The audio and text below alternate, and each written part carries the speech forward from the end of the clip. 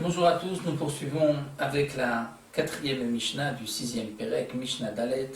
Comme nous l'avons vu dans la Mishnah précédente, dans la Mishnah Gimel, parfois on apportait un Korban Chagiga, c'est-à-dire un autre sacrifice avec le Korban Pessah, afin que le Korban Pessah soit mangé à la sova, c'est-à-dire pour en être rassasié.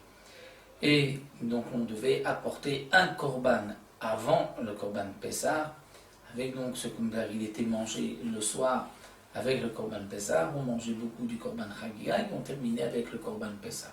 Quels sont les détails de ce Korban Chagiga? Chagiga est à Ba Minatson Minabakar, c'est-à-dire on pouvait apporter le Korban Chagiga du menu bétail ou du gros bétail, alors que le Korban Pessah n'était apporté que du menu bétail. On pouvait apporter Minakvasim, Minaezim, des brebis ou des chèvres. Peu importe, Minazrarim, Nanekevot, mâle ou femelle, alors que le Korban Pessah, c'est seulement un sacrifice qui est mâle et pas femelle. C'est encore une différence donc avec le Korban Chagiga. Étant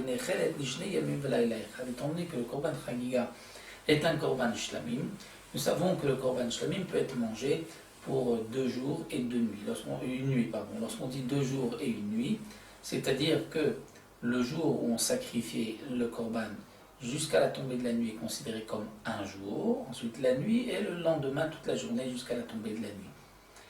Même si le sacrifice a été sacrifié l'après-midi, le premier jour se termine à la tombée de la nuit. Donc il soit sacrifié le matin ou l'après-midi.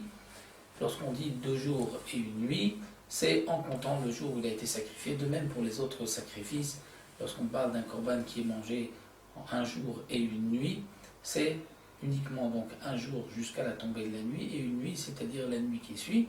Et là, comme nous le savons, on devait manger le korban avant Chatzot, afin de ne pas, avant la moitié de nuit, afin de ne pas risquer de le manger plus tard encore. Donc c'est pour cela que ce korban Shlamim, Chagiga, pouvait être mangé lui 2 jours et 1 nuit, alors que le korban Pessah n'était mangé que la nuit du Seder. Il n'était pas mangé le jour, il était mangé uniquement la nuit, et uniquement la nuit.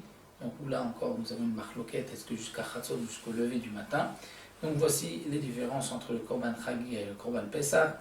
Et nous avons terminé avec cette petite Mishnah aussi.